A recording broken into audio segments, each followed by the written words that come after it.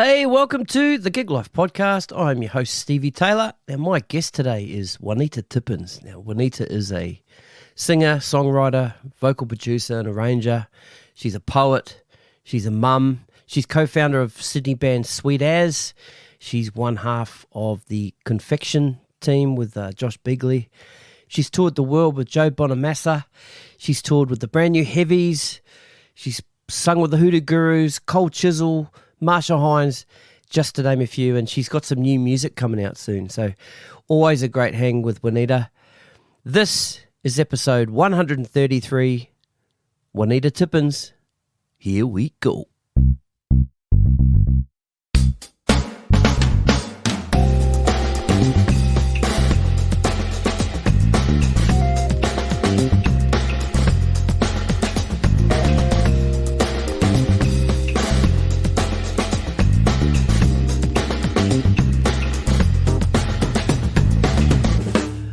I think we're rolling. Juanita Tippins, how's it going? I'm good. Good.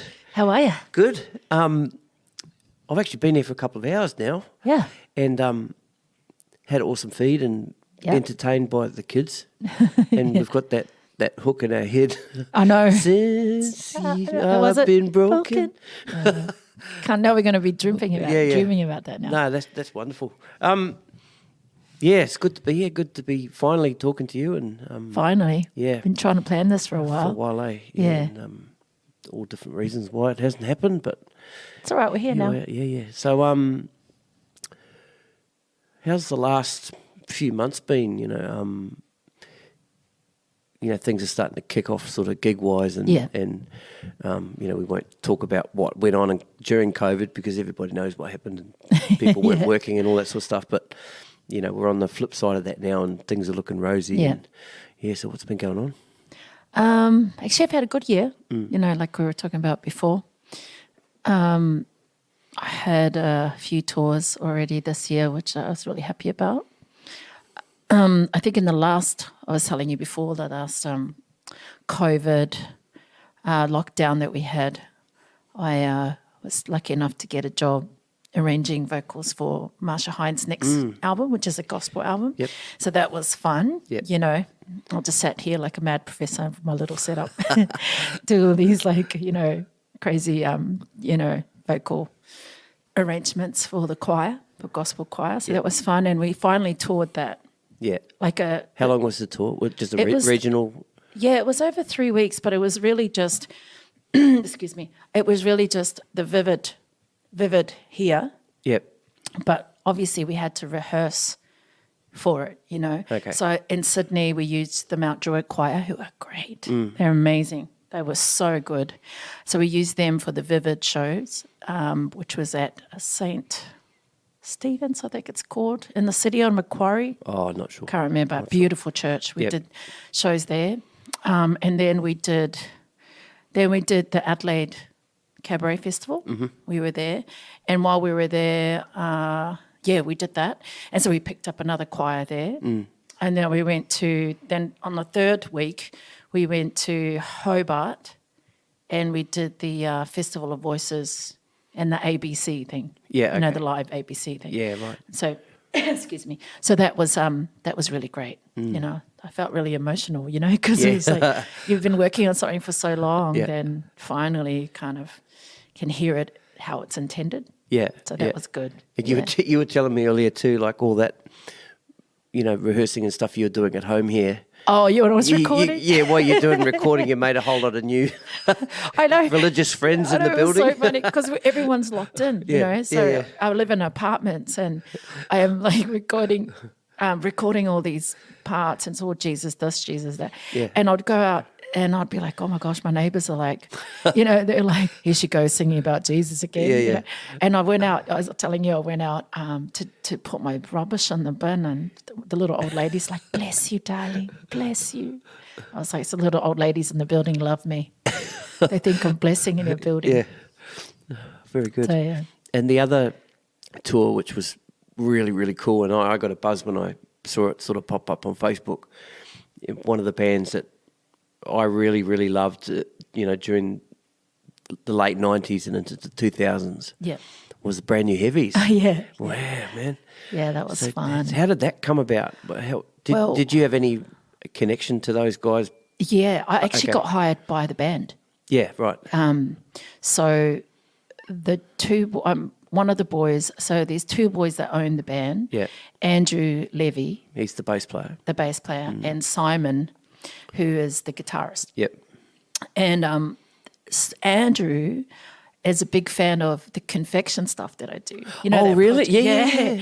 So I have as you know, I have a project with Joshua Beagley. Yeah. We've been doing that for years now. Yeah. You know about that project called Confection. It's all kind of 80s rare groove kind of. Awesome. Yeah.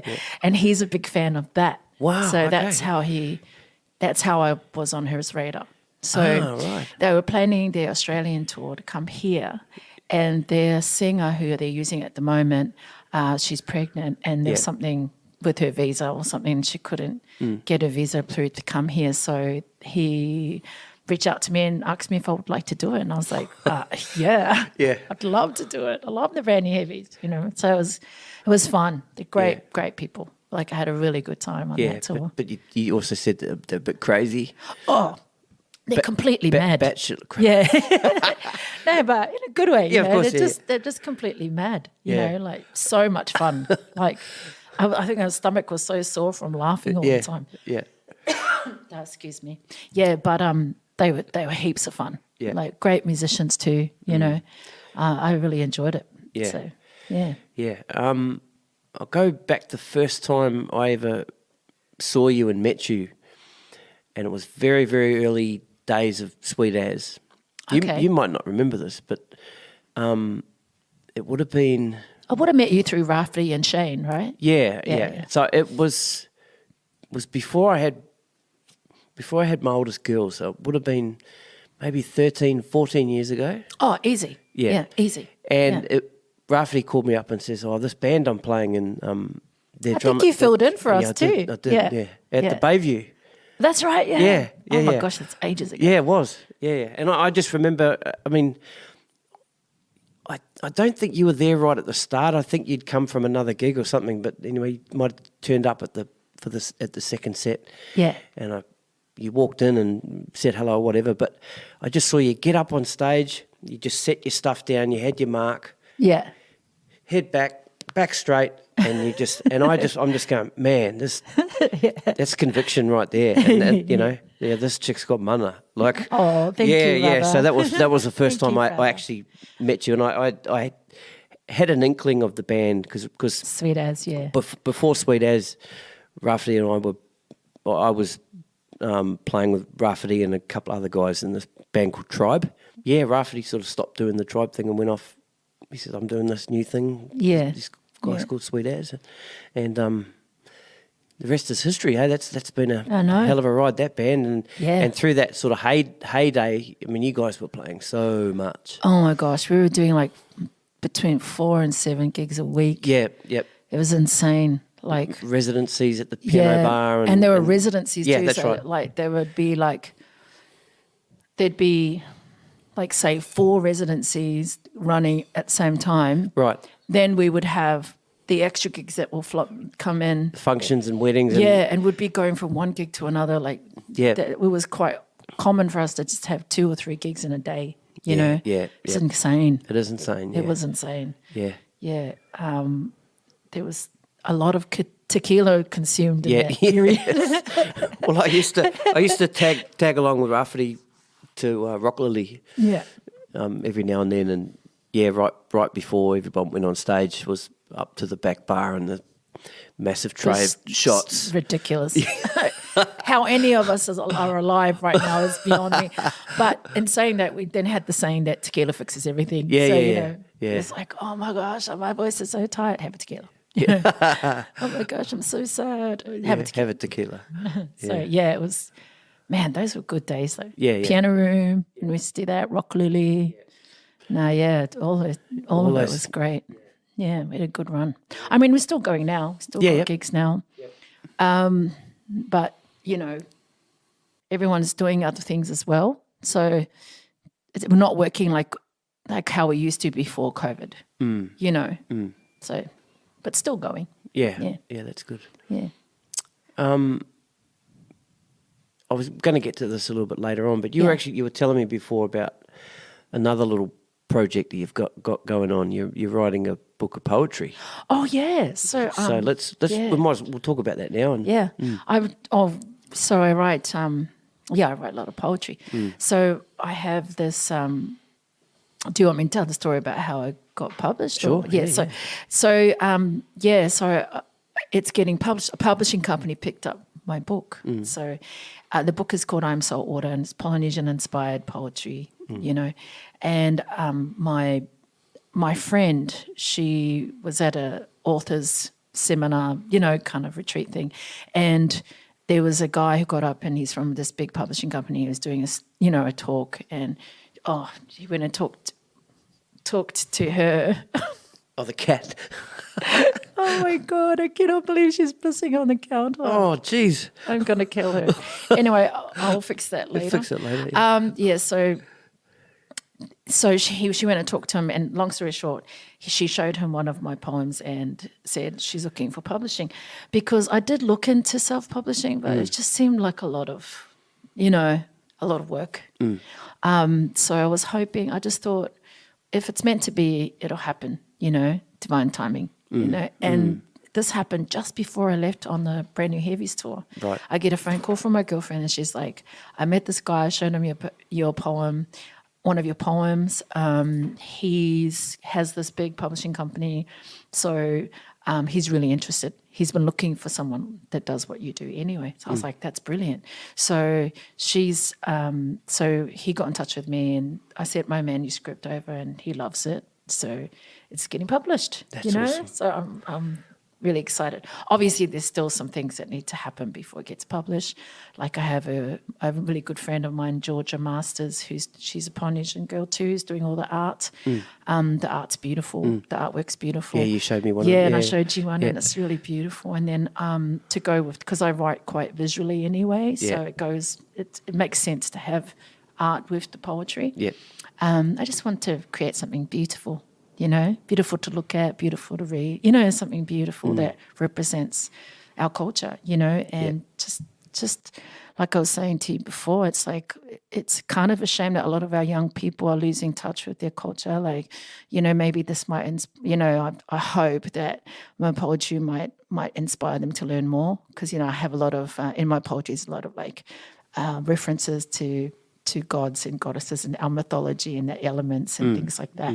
So hopefully it might inspire them to look more into our culture and see the beautiful parts. And for people who don't know anything about Polynesian culture, it might inspire them to learn more about us. I think my dream is that to like close the gap or the divide between people based on biases. You know what I mean? So that some of my poetry about things that happen to everybody, but just through the lens of someone who's Polynesian. You know what I mean? The explanations will be something to do with elements of gods and, things like that. So in actual fact, the whole idea is that we're all basically the same. We're all the same, we all have joy, we all feel joy, love, hope, in this lifetime. But, it's like encouraging people to learn about each other's cultures and see the similarities, as opposed to seeing the differences all the time. That's my thing with it. That's awesome. Yeah. Congratulations. I love it. Yes. I'm so happy. Can't wait to see the final. I know. I'll send you a copy. Yeah, great. Awesome. All right, let's roll it right back to early days now and how it all sort of began for you. You were telling me you were born in New Zealand, but you spent a lot of time in Tonga as well, when I was young. When you're young, before I started primary school. Yep. Okay. So, which part of New Zealand? Auckland. Yep. South Auckland. Yeah, I grew up there. Yep. Mangere. Yeah. Okay. Musical family? Yes. Everyone's musical. Okay. Yeah. You either sing or you dance, or you do something, or your art, and of course you got the sporty ones. Okay. How it rolls. Yeah. Well, most Polynesian families I think are like that. You're either musical or you're sporty, or you're both. When did you realise, or when did your parents realise that you could sing? Well, if you ask my mum, she'll tell you that that I sang first. Okay. Like I actually sang before I even spoke. Okay. You know. Yep. But that's not surprising, really. Mm-hmm. You know, like Yeah. my house is. When I was growing up, is basically like my house, like tonight. You know, Yeah. everyone's singing, playing. You know, everyone. Oh, look, Auntie, look at this new song. Well, we let's wrote." tell people what happened tonight then. Okay, so Steve comes over. I say to him, why don't you, he rings me to do this thing tonight that we're doing now. Yeah. And I say to you, come and have a kai with us, you know, come and have something to eat. So we eat. And then after that, all the young ones are here. So it's my daughters and my niece that lives with me and my other niece and my daughter's partner. They're all musical and they're all just, you know, they all just gravitate to hear, and I hear all the time. They're like, oh, the other night we wrote this great country song. So me and Steve are like, okay, cool. Well, after dinner, you know, you guys can do the clean up, and then after that, you guys can play the song for us. So one's on the guitar, right? Yeah. One's on the guitar, and they all sing this song. And I don't know about you, Steve, but I was like, tearing up. I was like, and I was videoing them and going, don't cry, don't cry. Yeah. Oh, it was so beautiful. Wonderful. Yeah, it really was. It was so beautiful. I'll have that hook in my head for a while. I know, it was Yeah. so beautiful. So, yeah, but basically that's what happens here. Yep. I grew up like that. Yep. So my house was always full of people when I was growing up. All the uncles were always sitting around playing guitar, and you know what I mean, and singing songs. And we had a Polynesian group. They used to go and do resorts and events, and, you know, things like that for extra money. So there was always something happening. There's either dance rehearsals, or, you know, choir rehearsals for church, or there's all the uncles just sitting around jamming like that, you know, like writing songs or just jamming old school songs. So you're just around it all the time. So as a child, it's not surprising that I would sing first. Yep. You know, I think it's quite normal. So I always sing, you know. I think I've always, there's no, you know, you ask a singer, when did you start? What's the story of when you started singing? Yeah. I don't have one.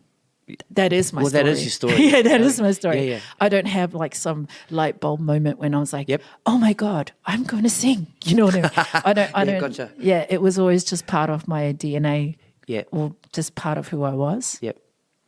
So yeah, that's that. And then the poetry came after. Yeah, gotcha. So the poetry came probably maybe when I started high school. Started to write a lot of poetry just before I started high school.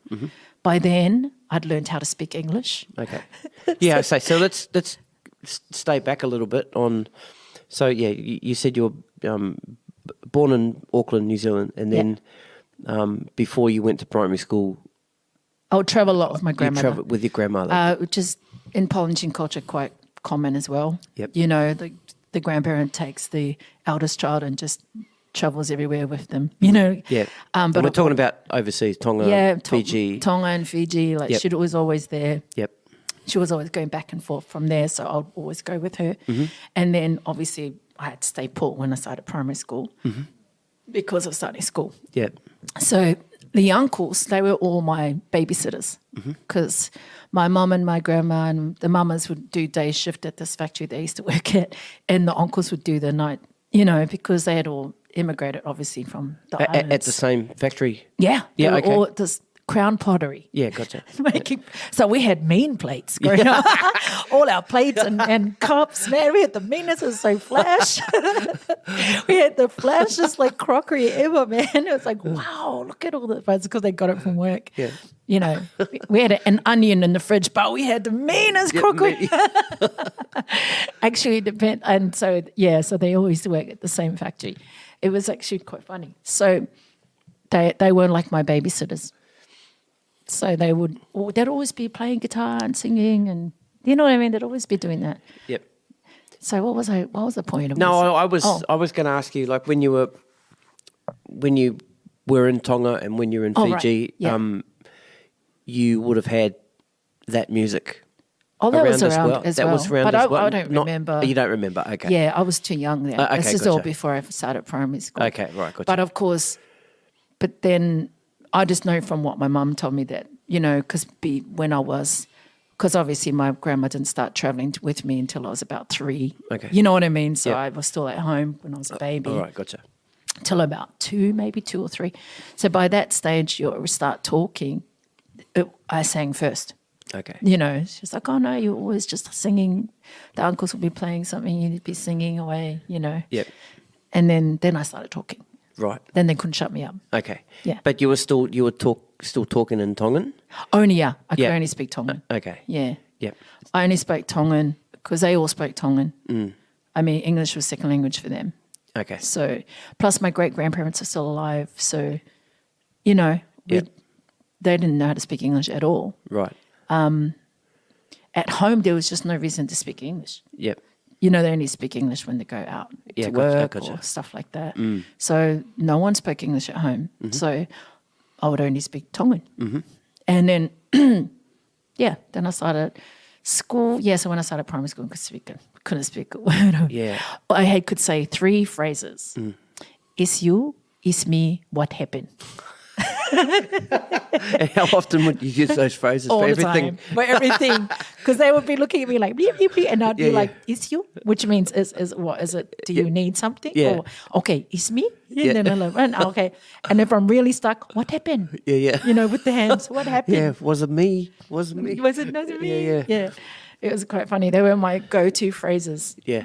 I specifically remember doing that just because I was like, they're like, I don't know what they're saying, you know. Yeah. I think it was a little bit traumatizing because, you know, you're being dropped off to school and nobody speaks, you know, like everyone's speaking some other language. Yep. So you're like, you know, Yeah.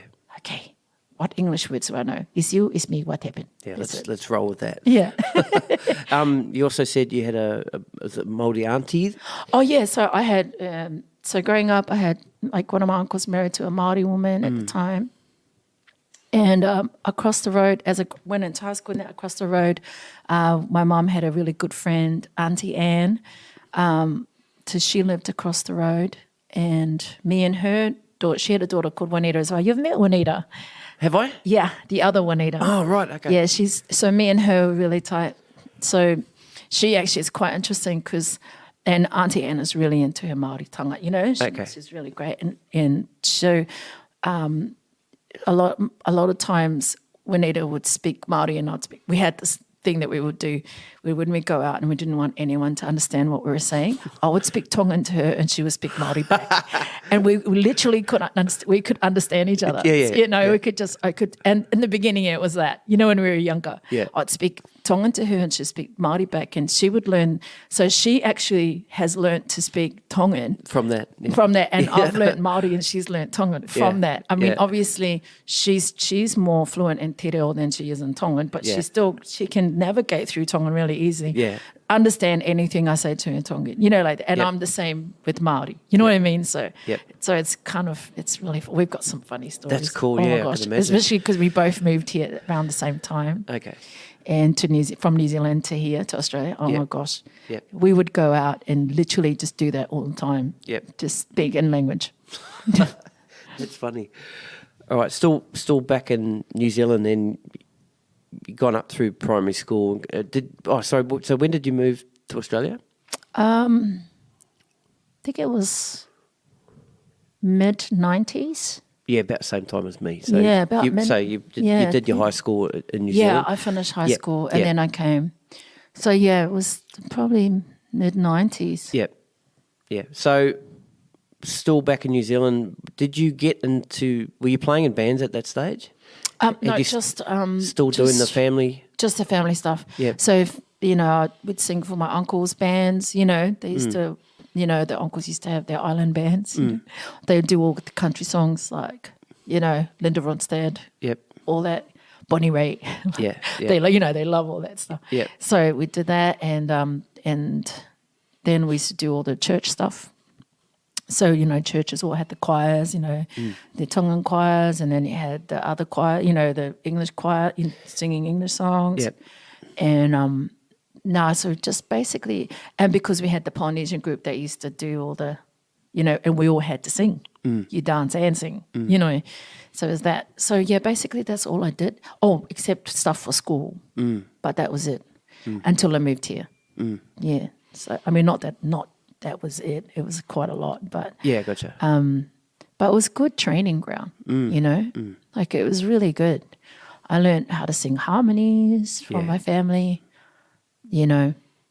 That's kind of a natural skill set now. But You were saying earlier too, before we started recording, that helped you with the vocal arrangements for the Marcia show. When I got that gig to do the vocal arrangements for Marcia's album, gospel album, I was like, this is great. All the church stuff is paying coming off. back to you me, know, all the harmonies and all the church stuff is paying off. I can, so it's been, it really was helpful for that. I think too, it's such an important skill set to be able to, it's its own skill set in its own to be able to do harmonies. I mean, it's a funny thing, isn't it? Some people go, why do you do so much BVs for people? And I was like, because I can. Because you can, yeah. And not everyone can do it. Yeah. And it's a skill set that I'm glad, that I appreciate, that I have, and I love doing it. Yeah. I love it. Yeah. It's so much fun. There's so many different ways to arrange vocals for a song. There's so many, the possibilities are endless. There's so many there's so many options. Yep, gotcha. So just you can listen to it and listen to a song. Say if someone says, I want BVs on this, but you can do what you want, which is basically what happened with the Marcia thing? Yeah, cool. Okay, we just want it to sound good, because they're like gospel songs that exist, but they just want a different spin on them. And then I'll be like, okay. And some of it, she knew what she wanted. You know what I mean? She was like, yeah, I want it. Some of it, she was like, yeah, just so I'll just put down heaps of ideas, and she'll tell me what she doesn't like, what she does like. That sounds cool, but you just come up with all these ideas. It's so much fun, you know? To me, that's fun. Yeah. It was nice to get a job, to get paid to do it. You know what I mean? Yeah. A lot of times you go into a session or a gig, and sometimes they just expect you to do it, to arrange the vocals. Do you know? And that wasn't obviously part of the brief when you took the gig. Is that what you're saying? Yeah. Oh, no. It just means it's just an expectation now. It's like, okay. Oh, I mean, sometimes you do a gig, and so you just do the big tours. Sometimes you do those tours, and they've got songs that exist already, but you're going to do live versions, BV wise. Yep. And a lot of times you just work it out. You have to work it out on the spot, or sometimes for sessions even, they expect you to figure out something. Okay. And that's what you're getting called up for, because they know you can. Sometimes, you can do that. Yep. So it was actually nice to actually be asked to given the time to come up, not doing it on the fly. Yep. Given the time to come up with some interesting vocal arrangements and being paid for it. Yeah. I was like, thank you, Yeah. It's like, thank you for trusting me first, and thank you for honouring that I have that skill set. I think that was really important for me anyway. For me it was. So do you think more will come from that? I hope so. If not from Marcia, was that skill set exposed to other people that may... the album's not released yet. Oh, right, okay. But it will be soon. Yeah. So we just kind of make sure that name's there. Oh, no, they give me credits. Yeah, of course. Awesome. And they were amazing, though. Because Joe Akari is the MD, and him and Stu, like the three of us, Stu Hunter, the three of us worked a lot on the arrangements together. I mean, they did mainly music, I did mainly vocals, but together it was a good team thing. They were so great. And it was Joe's proposal that I do it, so I'm thankful to him for doing that. Because Joe's been looking after Marcia for a while, right? Yeah. He's brilliant. Yeah, he is, yeah. He's just such an incredible drummer. Yeah, I've had him on the podcast. Yeah, I love him. Yeah, great. I have so much love for him. And his wife, Leah. Yep. They're just so lovely. And, he's just, I don't know how he does it. He just has so it's much. just wired like that. I know, yeah. he's just wired like that. He's got so much going on all at the same time, and he just manages to get it all done. Yep. It's incredible. Yeah, so, yeah, I hope so. I hope I get more jobs like that. The gospel thing, though, is fun. You know, gospel is easy for me. Not saying it's easy, but it's fun. It's fun to do, you know. Is it like as a drummer, when someone says gospel drumming, Yeah. that automatically tells you that it's full on, it's all out, lots of fills, lots of notes. Yeah. Obviously playing within a framework. Now, gospel vocal, when you've been given this gig, Yeah. knowing that, you know, gospel soloists can get a little bit out there, Yeah. will you get given any sort of rein to do that kind of stuff, like choppy like not choppy, I mean like tricky vocals? Some of it is. Some of it is, yep. You know what I'm saying, eh? I probably didn't ask that question very well. I mean, gospel vocals to me is it's soprano, alto, tenor. Okay. Right? Like normally 3-part. Yep. Then every now and then that will split to either 6, 5. You know what I mean? Like Yep. they might split into more harmonies. Then they come back. Or you have like unison octaves. Yep. I don't know if you know what I'm talking I about. You do, know, I do. unison octaves that then split into hearts. Or but the basics are the bass is the soprano, alto, tenor. That's the bass, and everything else is extra to that. Yeah, gotcha. But it's all governed by emotion. So it's whatever emotively fits the song. Yep. So it's like it's part of the instrumentation really, because it has to go with the feeling of what's happening in the song. Yeah, I don't know how to explain it. Yeah, so normally there's 3 parts, and so in the song, say, there's one song, How Great Thou Art. And it starts with 3 parts, and then it goes, by the end of the chorus, it's like in 6. It splits into 6 parts. Do you know what I mean? Yeah, I do, yeah. So, but that's because it builds to that. Gotcha. And then it comes back down again to an octave. Then it goes back to the 3. Then it goes into 6 again. But Yeah, that's cool. every song's different. Yeah. Do you know what I mean? Like, just depends what the song needs. Plus, Marcia's like, she's not one for all the tricks and stuff like Okay. that. She's very solid singer. You know, like Yeah. I love it. I love her voice. It's just, you know, she's a good storyteller. She's a storyteller singer. She tells stories, you know. The story's always more important to her, which I love. I love that. That's all my favorite singers in the world are good storytellers, Yep. you know. So it's the tricks. She does do riffs in that, but it's kind of like they're placed where they're supposed to be placed for the emotion of the song. Understood. Yep. As opposed to a lot of singers. show-off spot. Yeah, Yeah, you know what I mean? Yeah, There's yeah, so many 100%. singers that are like that. It's Yep, just yep. all like out the gate. Gotcha. Yeah. it's like, wow, okay. Yeah. We've gone Where you going to 10 go notes, now? Yeah. 10 notes in like the first like 2 seconds. My phone making a funny noise on the machine there. Sorry about that. Oh, it's okay. Okay, so back to, so you've moved to Australia now. Yeah. So what brought you to Australia? I wanted to do music. I knew I wanted.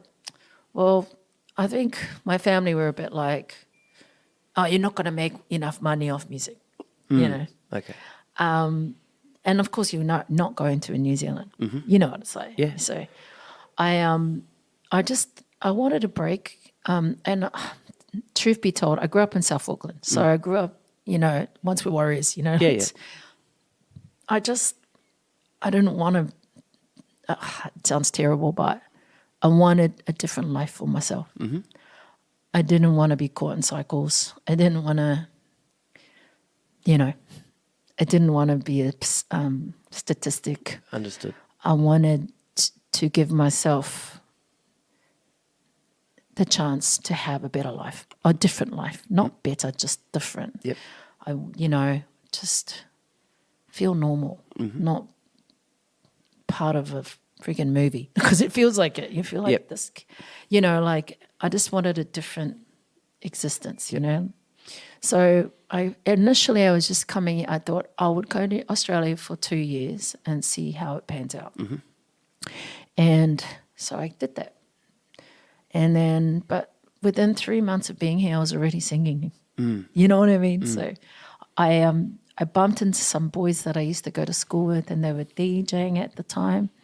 And then they would just get me up to sing at the club, with the DJ. And then from there, I started. From there, I was I had this girl group called Private Property back in the day. We did all originals and stuff. And then from there, I started doing cover bands, Then from there, I went to started my own. So I started Sweet As. Yeah. Me and my ex. So we started Sweet As. And then Sweet As is a brand in itself. It now. is, yeah. I don't even, you know what I mean? It Yeah, just... yeah. So that Sweet As has gone really well. I think because I had little kids too. I did have a break from touring because I was touring a lot. I started touring before I had started Sweet As. I was lucky to get picked up for some tours, and I could have continued with that, but it just was too hard with the little ones. I already had little ones, and it was too hard. So how old are the girls? Mesa's 24. 24, yep. And Bubba's 18. She Okay. just turned 18. Okay. And I was a young mum, you know. Okay. So I was like, I can take a break from touring. I'm so young already, you know. I've got time to take a break, wait till they get a little bit older. Yep. And in the meantime, their dad, my ex, he's a musician too, singer too. So we just thought, look, we'll just start this cover band and we'll just make that something, to make money from, for now while our kids are little. We just didn't expect it to blow up so much. Yeah. It just blew up. But, and so that's cool. And so we did that. And then I remember it was 2014. I said to him, I was saying to him, I think the girls are old enough now I can go back to touring, I just thought, I think, it wasn't that I wasn't doing tours before that, but I was just doing this smaller tours, like little stint tours, not full-on tours. Okay. So end of 2014, I said to him, you know what, I reckon I can, go back to touring because touring's better money, and the girls are a bit older now, so we're good. So it's so funny, I swear, the power of manifesting things. I don't know what it is with me. As soon as I say, this is what I want, somehow it just kind of happens. Yeah. So I said that, and I remember one of my friends, she had an album, Mahalia, she had an album, and Joe Bonamassa, he played on that album. There's a long story about how that all came about, but in the short version is that she had this album, Betty Davis album, and he was playing guitar on that. And me and Jade were doing BVs for that with her. And then he was here in Australia and he played the gig with us. And from that gig, he asked us if we would like to go and do BVs for him. And like a lot of people say that. And we just go politely say, oh, yeah, that would be great. But you don't pin anything on it. Thing. Yeah. Yep. Like you just appreciate that they've complimented you, but Yep. it's not always easy to do what they want to do, if you know what I mean. Yep. So anyway, so that happened that year. He got us to do his tour. We started touring with him that year. This is 2015. Yeah. And what else did I do 2015? I did Daniel Johns' little mini tour, the one at the Opera House. Yeah. Oh, right. I did that one. Did you? Right. Yeah, that was incredible. Yep. That one I did that year. The girls and I also did Cold Chisel that year. And what else did happen that year? There was a few things, but those were the main ones from memory that stick out. And then since then, I've just been touring a lot, different things. So then COVID hit. Yeah. So, the girls and I also did Liam Gallagher. We did that one too. We did a lot. We've done a lot since 2015. I was constantly touring. And then COVID hit. That was 2020. And I got sent home early. Okay. How 2 early? weeks. 2 weeks. 2 weeks. Okay. because the COVID hit America before it hit here. Oh, okay, right. And I came home, and by the time I got home, I was what is it called when you at isolation. Yeah, self-isolation. Self-isolation, right. That's right. Right. I was like that for 2 weeks. Yeah. And then after that 2 weeks, they went into lockdowns here. Yeah, right. And so I was like, okay. So it was kind of cool. I just stayed home and cooked and hung out with my babies and, Yeah. And that's literally most of my poetry book was written in that time. Yeah, right. Yeah. Right. Because I was like, this is great because I just sit there and write poetry. And the whole Confection album was written through that lockdown too. Right. So literally just wrote a whole album, Confection album and poetry book in that one lockdown. Yeah. Yeah, that's cool. Because you're not doing anything. You're not rushing to the airport. You're not rushing to. And I was like, this is great. So literally that's what I did that whole lockdown. And then we kind of went to some sort of semi-normal, I don't know, it was so weird, the whole, So that all happened. And then since then, I mean, I've done a few tours. This year there's been the Marcia tour and then the Brand New Heavies one, which I'm so happy about. And I've just been doing the George Michael one, the orchestrated. Oh, cool. Do you know about that? No, I don't. It's an Australian one. It's, George Ellis. I love him. Oh, the conductor. Oh, I love him so much. He's almost a superstar in himself. He is so incredible. I'd love to talk to him. Oh, yeah. I should hook you up with him. Oh, please do. Yeah, yeah, because I absolutely adore him. Oh, great. I just love him so much. Yeah.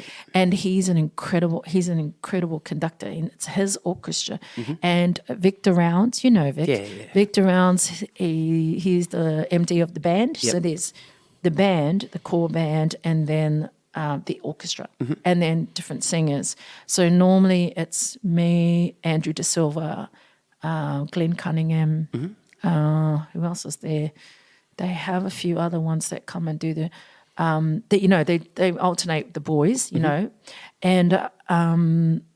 of course me, but I just do the duets with Andrew, and then they have Carmel and Joe Elms, Carmel Massetti and Joe Elms on the BVs. Yeah, it's great, it's incredible. It's like a big, massive production, but it's such an incredible show. I'd recommend it to anyone. Oh, cool. Yeah, and that's ongoing. Yep. And because it's such a big thing, we don't tour it, in one go. It's like it's sort of spaced out. Okay. Yeah, they space it out. But you know the schedule beforehand? Of course, so it's like planned. Say, for example, this month we have one, but it's next Sunday. Yeah. In Newcastle. Okay. And then there might be another 2 next month, and then there'll be like 3, and then you know what I mean? Right. So you know where they are in the book. Yeah. Type thing. Yeah. But they've kind of spread out, and it's like an ongoing thing. But if anyone gets a chance to see that, it's quite good. Yeah. Yeah. Cool. Very good. So otherwise I've been busy recording my EP. Yes. So I just finished recording my soul EP. That's awesome. I'm so happy.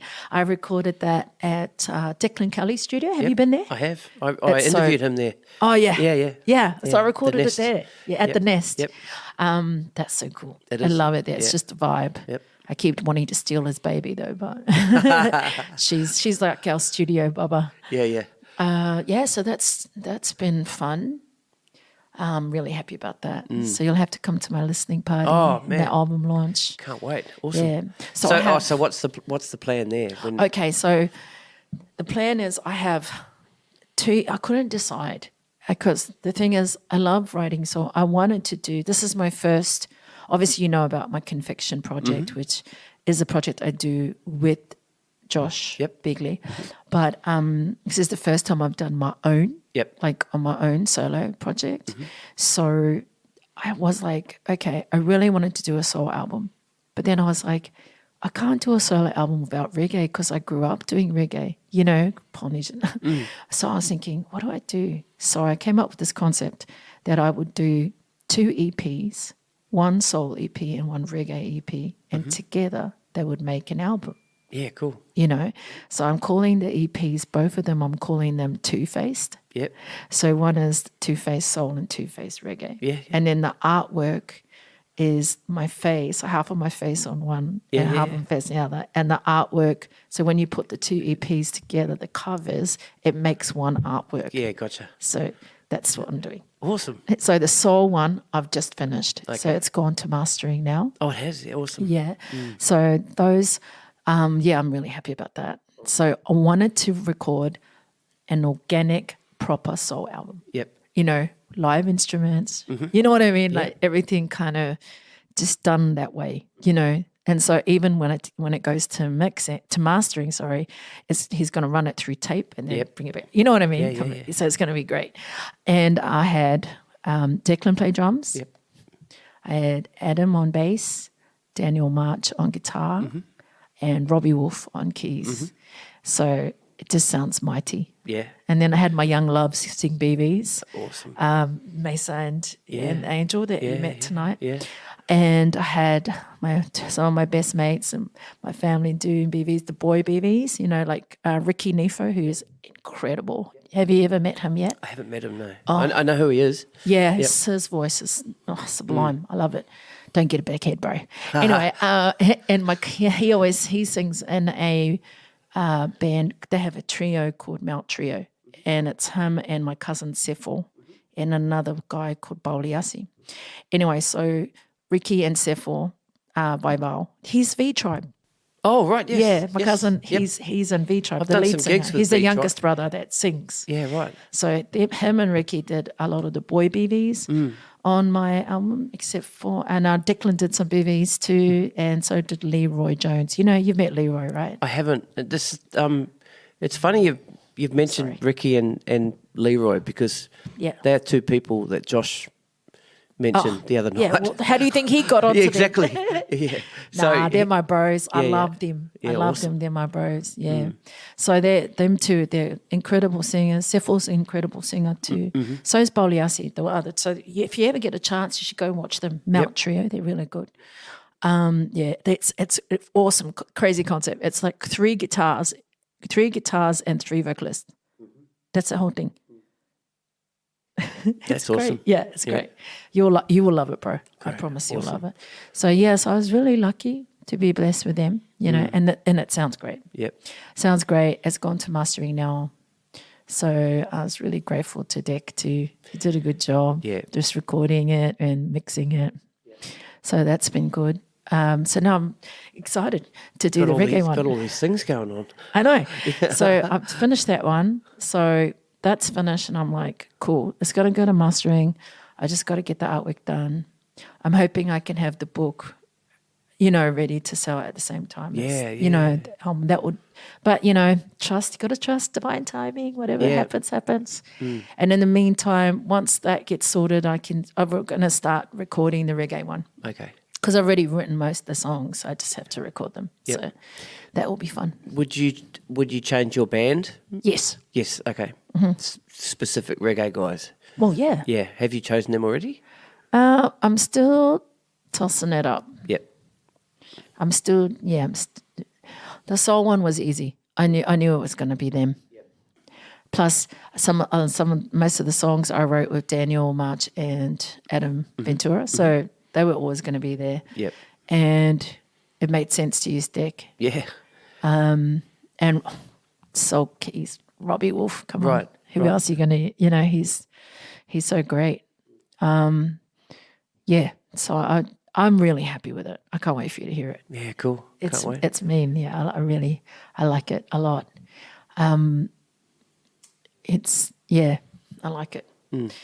I keep going. The boys always laugh at me because I was like, oh my God, it sounds mighty. And it's like, what is this mighty business? It just sounds mighty. Just roll with it. It's mighty. Yeah. I did do one song. I did do one song with Rafferty and Shane. Yep. It's just acoustic guitar and vocals, and Leroy. And so it's acoustic guitar. So Rafferty, man, how good is he? Yeah, he's good. Oh my gosh, ridiculous! So I wrote that one with Shane and Rafferty, but the recording is Rafferty on acoustic guitar, just acoustic guitar, and me on lead vocal, and Leroy, Ricky, and Declan on the BVs. It's awesome. I love it. It's really good. Great. So because I needed something acoustic for it, because So yeah, 6 tracks on that one. Yep. So I see how many. It was only supposed to be 5, but then I added that one, so now it's 6. Right. And then the reggae one will have about 5 or 6 too. Cool. So should be good. That's exciting. Yeah, Yeah, so yeah. happy. Yeah. I'm happy with that. Now just going back to the kids, like before Mason and all the crew came back. Yeah. You know, I've got a young daughter that's looking like she's going to be getting into music. Yeah. And we both know what it was like for us. Exactly. Having opportunities. And I was telling you about the music club we used to have in our town where Yeah. once a week we'd go Yeah. and musicians would, it was like a little hub for us. Yeah. I've always been curious as to what that scene is like here in Sydney. And over the course of doing this podcast, I've talked to a bunch of people and we've sort of talked about this, but not really knowing. Yeah. But what I'm getting to is Sydney providing enough venues and opportunities and places to jam for kids like Mesa and the crew? No, I mean, that's why they've created their own one. You know what I mean? Yeah. Luckily, because we live in Marrickville Yeah. and Lazy Bones is so great. That's our local. They know us all, they Yeah. know me and all my little tribe Yeah. of young loves. Yeah. They know us all there. So, and when I do gigs there, they all get up and sing. And, Yeah. so then it was just a natural thing, I think, to lead into them doing their own thing. So once a month, on the first Tuesday of each month, I think it is, they do a thing called Localise. Yep. They're collectively, the collective is called Localise, and then they just all, obviously they all have their own things, but they just come together and do this thing together, and they do each other's originals at the gig, and then the last set they just jam, a bit like how they were jamming tonight. They're just jamming, because you're right, they need that. They need somewhere where they can just jam, and they do that, and it's really cool. And I wish more people would come down. And just maybe it'll build. We'll try a lot try of and young build it. ones though are starting to come. That's good. Young ones are starting to come to their gig, which I think is great. I think it's important that our generation, like us, especially women, for the young women that are coming up, but across the board would be great. I think it's important that we lead by example, have a little bit more support for each other. I'm always going to everyone's gigs if I can, if I'm not working or if I haven't got something on, or, I'll go to someone's gig. Like I went to Ellie Mae's gig last night. Last week I went to watch Emily Williams. She's so great. Went to watch her gig. There was another band out there called Sir Archer. They had a gig that same night. There's, everyone. I just think it's important that our generation, and, not just, kind of like those of us that are in the scene already and we're already working, we should lead by example by supporting each other more. Yep. And then they see that, the generation coming through see that, and they're like, cool, we're kind of showing them how to be there for each other too. And not just that, but we should actually be more available to them. You know what I mean? Like for them to come to us and ask us things, just be more available to give advice. Or I know so many singers from, singers that are actually working, professional singers, working singers. These young ones, they come and try to talk to them and they're just like, pain. It's like, really? Like, you can't just give a little bit of your time. And if we can't be there, hold space for them, then how do you expect them to hold space for the next generation that comes through, which will be your daughter? Yeah, like say your kids. That's the next lot coming through. Yeah, that's it. And we also need to just be able to support each other, though. It's a crazy thing, but I'm just trying to change the narrative. But I can only do that. You can't do it by yourself. Well, Yeah, I can only do by doing myself. Yeah. I can only be the example, and then hopefully others.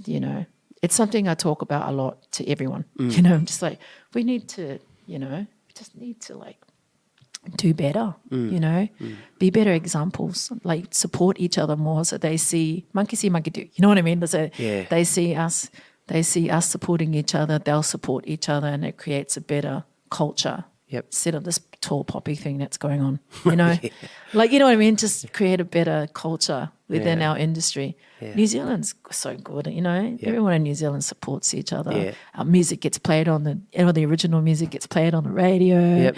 Everyone, the artists are played on, they get gigs on big gigs. That's it. Everyone supports each other. Over here, it's so difficult, I think. I don't know, that's just what I think. But I think we can change that narrative or try to, Anyway, he's hoping, right?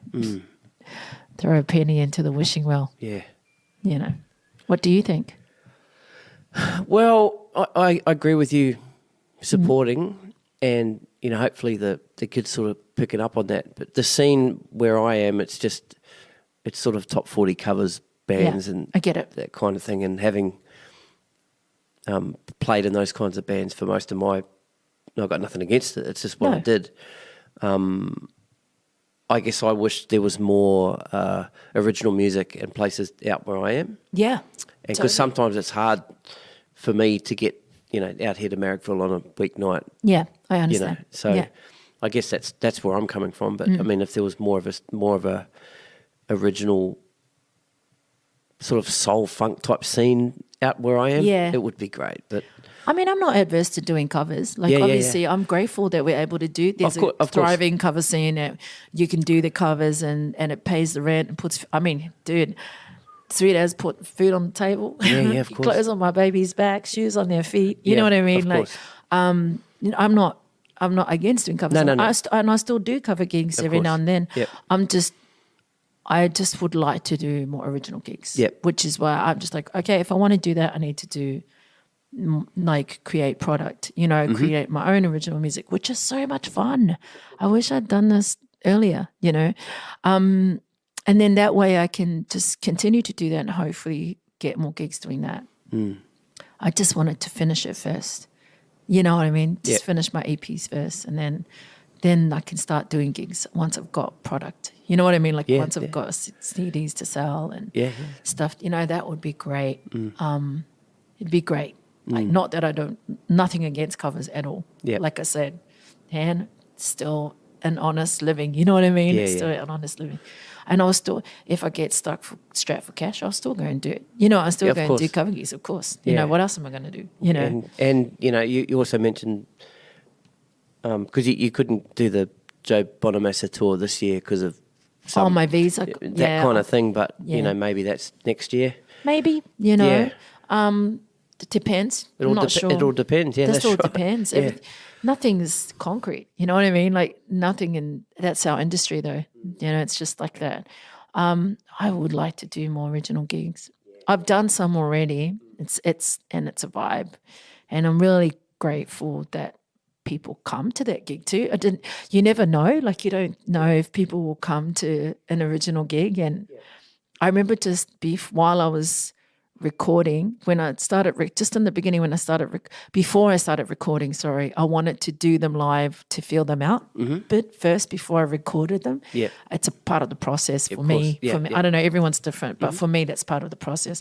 So I did a few original gigs so I could play them live so I can kind of have a feel of, and it actually was a great, really helpful, because it meant that when I went to record them, I kind of had an idea of what I wanted it to sound like.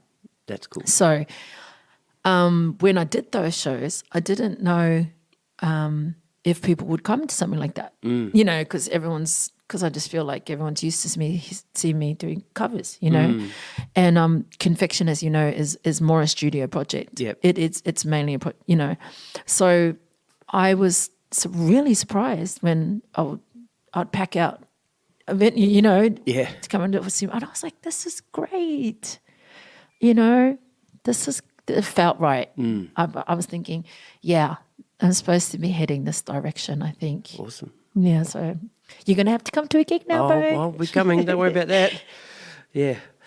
Well, Juanita Tippins, it's been a pleasure to sit down and talk and hear about all Yeah. the new projects and Thank you. also learn a little bit more about, your upbringing and Oh, yeah. all that sort of stuff. And, Yeah. So glad we did it. Thank you. I'm sorry I was probably not as articulate as if I, because we've had like so much to eat. Oh, no. And had a bit of a you're had great, a bit of a tangi weto, a bit of a cry over the kids. That was so good. That just, it's, I mean, besides this conversation, it's something I'll never forget. It's good, isn't it? Yeah, it is good, yeah. See, that's my life. I mean, all the young ones come here and I love it. I love that I love that I can be there for them and they can ask me questions, advice. Yep. If I can help them, I will. If I don't know what the answer is, at least I can point them in the right direction. I can say, okay, let's ask blah blah blah, and they'll and find out. So you can figure out what your options are. Yep.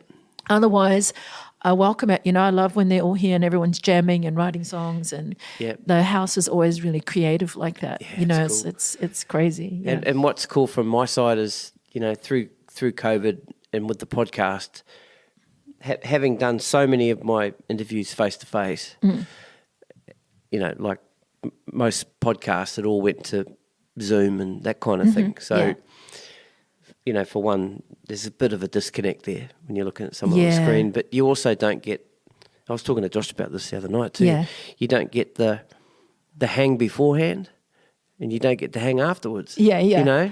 It's just like, okay, you're on, you do your thing and then it's off, it's done, it's gone. But, whereas something like this, I'll never forget it. That's what it's all about, Thank you, brother. Yeah, it's awesome. No, I'm glad you got to. I just thought that would be part of it anyway. Yeah. Like gets a snapshot of my life right now. Awesome. I suppose. Yeah. It's great. They keep me on my toes. No, that's good. So I feel blessed, Yeah. It's good to be around them. And it's good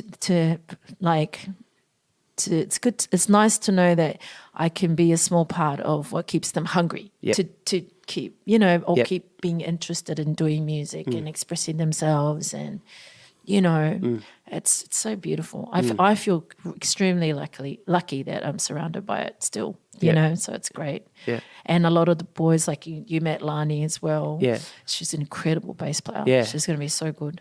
So the boys like Shane and Adam, Yeah. So when Adam's on tour with the Oils, she fills in. Well, I was like, yeah, you go and play with the uncles, She's really excited that she gets to play with the uncles. That's awesome.